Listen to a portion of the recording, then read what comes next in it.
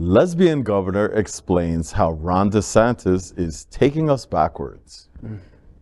One of the nation's first out lesbian governors has ripped into another governor for his anti-LGBTQ plus and racist actions. Massachusetts Governor Maura Healey, while talking on Boston Public Radio, said Florida Governor Ron DeSantis is seeking to take the U.S. backward with his state's Don't Say Gay and Stop Woke laws, and his rejection of a course on African American history. She called Don't Say Gay a nonsense law and said the law is really shameful and it does a disservice to the residents of Florida. The Don't Say Gay law, officially titled Parental Rights in Education, bans instruction in public schools on sexual orientation and gender identity in grades K to 3 and stipulates that it be age appropriate thereafter. Opponents say it further marginalizes LGBTQ plus students, teachers, and families. When Healey, a Democrat, was Attorney General of Massachusetts before being elected governor last year, she and several other state AGs had filed a friend of the court brief challenging the law. On the radio show, she talked about her commitment to diversity and inclusivity. She also critiqued DeSantis' stances on race. The Florida Department of Education recently rejected an advanced placement course in African American studies. She said her state is serious about democracy and civil rights and protecting freedoms. And I have to say, I'm thankful to her for standing up, right? We need so many more people to start to speak out. Pretending like these things aren't that important, or someone said to me, oh, it's just politics. I'm like, pretending like people didn't exist is not politics. It's erasing us. Right, that's not politics. And, you know, I think we need colleagues, more of these governor colleagues around the country to start to stand up and be really, really bold. Jared Polis in Colorado, who's gay. J.B. Pritzker from Illinois. Yeah, well, Newsom. Here's something that I found out this morning. Yesterday, Governor Tim Walz of Minnesota signed Executive Order 23-03, protecting and supporting the rights of Minnesota's LGBTQIA plus community members to seek and receive gender-affirming health care services. Let me go over some of the points this governor covered. Maura, you're a little asleep at the wheel, I must say. In any event, point 5, no assistance from state agencies to states seeking to penalize gender-affirming health care services. In other words, unless there's a court order, you ain't getting any information from us. Wow. Point 6, protection against extradition. Meaning if somebody is in there, we ain't surrendering them. And I, for one, say, thank you, Governor Walz. If only it was warmer in Minnesota. Really?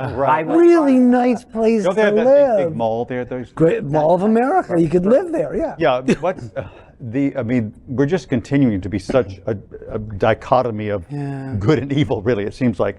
Because it's not just, as you say, it's not just politics. We're talking about people's lives here. Well, so for me, it always comes back to actual lives. Yeah. Because I work in healthcare, and you see people die. All of a sudden, the line for psychiatric meds is down the road, and that's not what they need. They just need to be left alone. They need to be able to live in peace, right? They don't need a pill to survive. They need to be safe in their home or at their job. At this point, DeSantis is basically acting like a cartoonish. It's almost cartoonish in his villainy. In his villainy, I mean, it's you know, it's Disney level cartoonish. You know, the whole villain. No, don't say Disney. No, you don't want to say Disney. Don't say gay and don't say. No, and the thing is too that protect children is a frightening echo of our girlfriend Miss Anita Bryant's Save the Children thing, and it's happening again here in Florida. I mean, there are many lawsuits against these bills. We talked on this show in the past that 91% of his bills don't ever go anywhere. They get thrown out in court. It's the battle, but that's why we have to be vigilant People have to stand up, they have to speak out, they have to not allow themselves to be treated a certain way.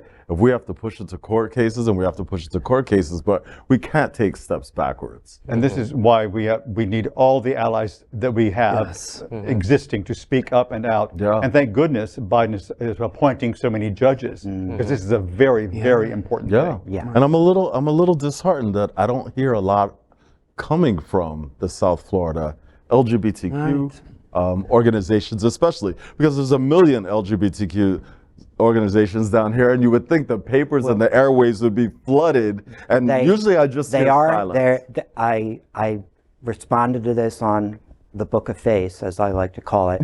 There is a march on the 26th. In Wilton Manor. Right. I believe it's starting at the GLCC and ending, correct me if I'm wrong, Flippin Park.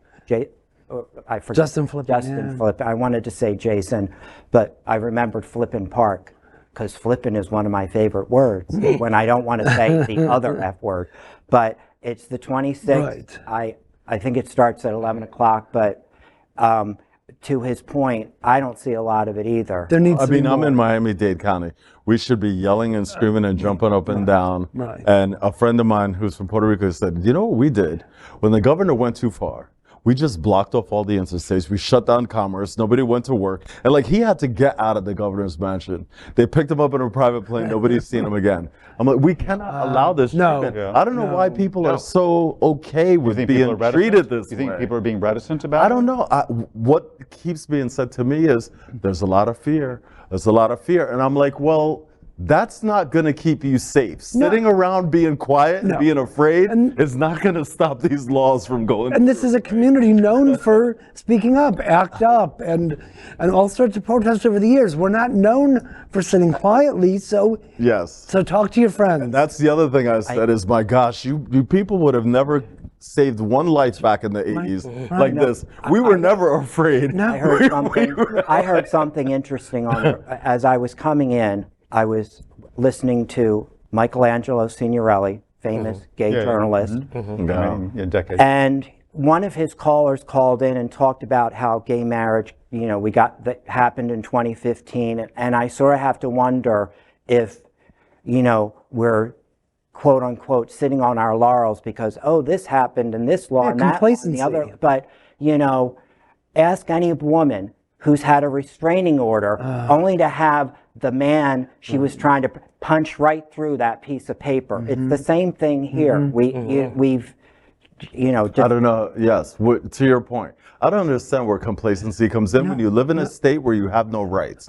We have a little tiny bit. Some counties you have a little bit of a human rights ordinance protection that they kind of slid LGBTQ people on the bottom of. You never had any rights. You still don't have any rights that anybody can punch that piece of paper. They can take it away. How are you complacent? How are you sitting back comfortable? The fight is not over. In any case. Okay. LGBTQ plus news is vital for our community and for the broader world as a whole. We have enough enemies at Fox News. Tucker, Sean, and Laura are loud. We need passionate allies. Happening Out television network, Queer News Tonight, and It's Happening Out are literally out of the closet and into the headlines. Our community needs your support. Like this broadcast and subscribe now to ensure the growth of the entire LGBTQ plus community.